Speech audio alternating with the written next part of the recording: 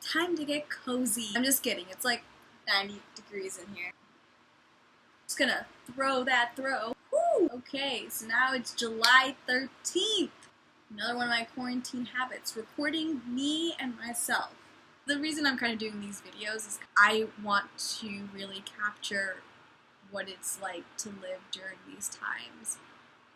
I think it's really easy to be, when you're talking to people, to be upbeat because, you don't want to be that person constantly thinking about the negatives of what's happening in society right now.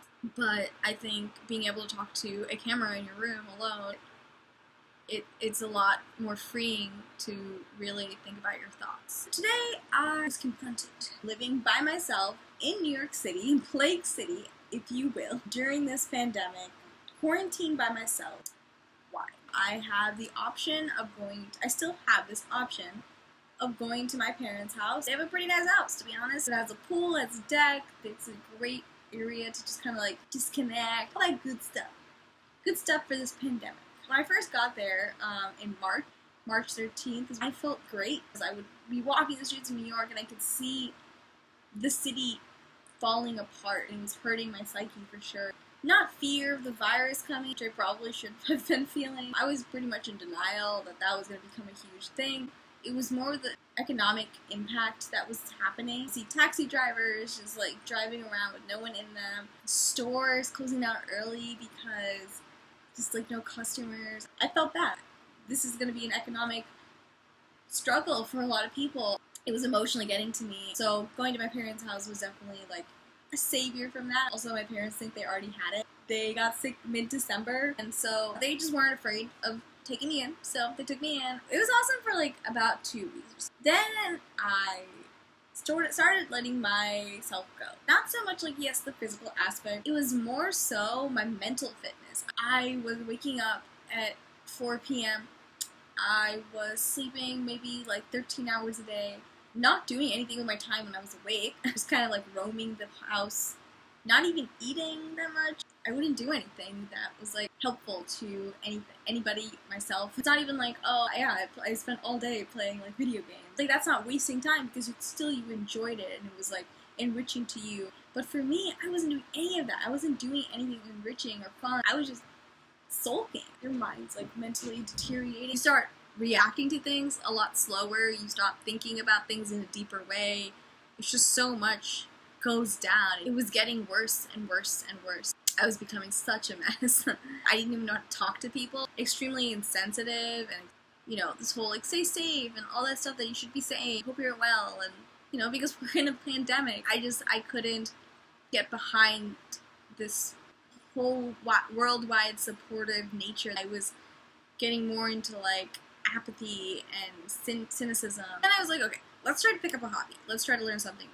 Then started my journey of burning through all of these hobbies. So this is the thing, right? It takes like 20% effort to get 80% there. That's what I was doing for like a bunch of these things. There's a keyboard in my parents' house. So I learned a few songs on that. I was drawing, I was getting into sketching, got into baking. I started reading the Harry Potter books. I have a lot of thoughts on that. I started a video, making a tutorial for what I do, which is like I'm in the tech industry. I'm starting to make a tutorial for beginners. I still have it on my computer. I should probably just upload it. I got really into TikTok. Did a lot of those dances. They were fun. I recommend. I got into skincare so much. Harem. Go check out oh my god, Harem's YouTube channel.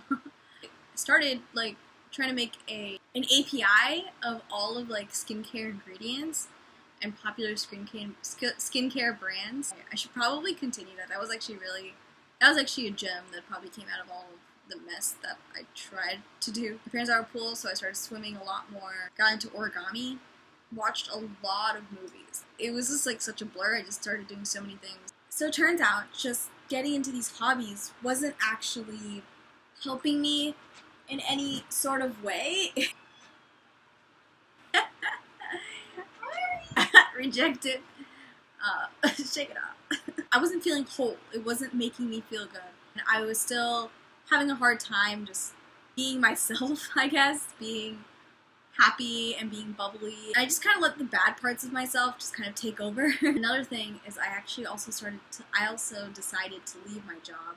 I was furloughed, and then I was offered to come back at 80% pay. I know I should be grateful for, because a lot of people got furloughed and then laid off, or just straight up laid off.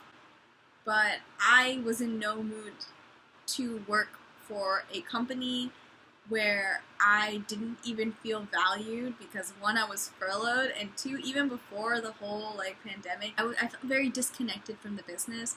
Even though it's a startup, which is why I go to startups, not for the perks, not at all for the perks, but to feel more connected to the company and I'm important. Yeah, I left my job because I couldn't go back. That made me lose my benefits. So losing your job, not having a job during all of this, it's just I moved to my parents' house, I didn't have my job, it was just so much away from normal life that I needed to come back. I know that's such a self-pity hole that I'm getting into. It's really unfair because so much more is going on in the world. That's how I felt. It's so weird. It brings me back to my literary class where we discussed Emily Dickinson poems. She isolated herself, and so many other terrible things were going on in the world, but she was just talking about all of her personal drama. There's a huge philosophical discussion around that, which I don't remember what side I took. It's interesting to kind of see how that kind of rolls back now, 8 years later. Things can go horribly wrong, and you are in a good enough position to not feel all these terrible things, but you still do. I'm no Emily Dickinson, I'm not saying that. I just feel so disconnected from who I was. And it's just so nice to be back, because now I'm okay, there's a part of me, it still exists. It's not the same, but it still exists. So that's really nice. There's a lot of other family drama, which I'm not going to go into. It's very personal. But anyway, I'm glad I'm back in New York. It's been great. It's been a great week so far. I have been cleaning, I've been organizing, I've been cooking, I've been walking the streets with a mask on. And New York's been really good about wearing masks. I hope it continues this way. I really want to get into the hobbies that actually I'm excited to do, and not so much just adding as fillers. I've wanted to get into photography ever since I moved to Seattle, actually, because I donate everything that I don't keep. I wanted to sell things more, and so I really want to get into photography. I've been watching a lot of film photography specifically. It's very nice. It's very old-timey, nostalgic feels, and I feel I really need that right now, kind of bring back sense of pure happiness and hope that you feel in your childhood. I really want to get that back. I also want to just be able to get around the city a lot better, and I don't want to ride those city bikes because it's gross. So I don't want to ride city bikes. I actually wanted to learn rollerblading for a very, very long time. I've seen actually a few rollerbladers here in New York. They don't go that fast, to be honest, and they put a lot of effort. But I'm seeing skateboarders a lot, and they go really fast. I'm thinking of getting a skateboard and trying to learn how to go places. I can take pictures with my film camera, and that's kind of what I want to get into. There's a lot to do. You start looking for an apartment soon.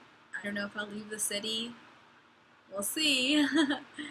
As much as I love calling it home, I don't know. Alright, bye!